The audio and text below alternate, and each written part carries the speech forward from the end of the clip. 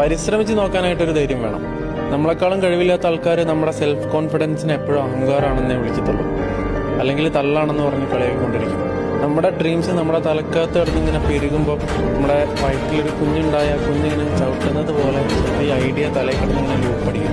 ഇതിങ്ങനെ ആരോടെങ്കിലുമൊക്കെ ഒന്ന് പറയണ്ടേന്ന് കരുതിയിട്ട് നമ്മളെ ഫ്രണ്ട്സിനോട് ഇങ്ങനെ ഷെയർ ചെയ്ത് തുടങ്ങുന്ന സമയത്ത് ആദ്യത്തിലൊക്കെ അവരപ്പം തന്നെ അത് കളിയാക്കും, അല്ലെങ്കിൽ നമ്മളങ്ങ് പോകും. അതോടുകൂടി നമുക്ക് തന്നെ എന്തോ പോലെയാവും. കുറച്ച് കഴിയുമ്പോൾ നമ്മൾ തന്നെ ഐഡിയ വേണ്ടാന്ന് വെക്കുക, അല്ലെങ്കിൽ നമ്മൾ തന്നെ അതിനെ വിട്ട് കളയും. നമ്മൾ സക്സസ് ആവണമെന്ന് നമുക്കൊരു ഉറച്ച തീരുമാനം നമുക്കുണ്ടെങ്കിൽ സെൽഫ് കോൺഫിഡൻസ് അവിടെ മസ്റ്റായിട്ട് വേണ്ടൊരു സംഭവമാണ്. നമ്മളൊരു പാറയാണെങ്കിൽ നമ്മുടെ സെൽഫ് കോൺഫിഡൻസ് എന്ന് പറഞ്ഞൊരു പാറക്കെട്ടിൻ്റെ അത്രയും വലുപ്പം വേണം. ഇങ്ങനെയൊക്കെ ചെയ്ത് പണിയെടുത്ത് നീ സക്സസ് ആകുന്നത് വരെ നാട്ടുകാരുടെ മുമ്പിൽ അല്ലെങ്കിൽ നിന്റെ ഫ്രണ്ട്സിൻ്റെ മുമ്പിൽ ചിലപ്പോൾ നീ കോമാളിയായിരിക്കും. ഇതങ്ങ് സക്സസ് ആയി കഴിഞ്ഞാലുണ്ടല്ലോ, അന്ന് മുതൽ അവർ പറയും നീ ലക്കിയാണ്, നീ ഭയങ്കര ലക്കിയാണ്. Don't trust them bro. നിന്റെ പൊട്ടൻഷ്യൽ അവർക്കില്ലാതെ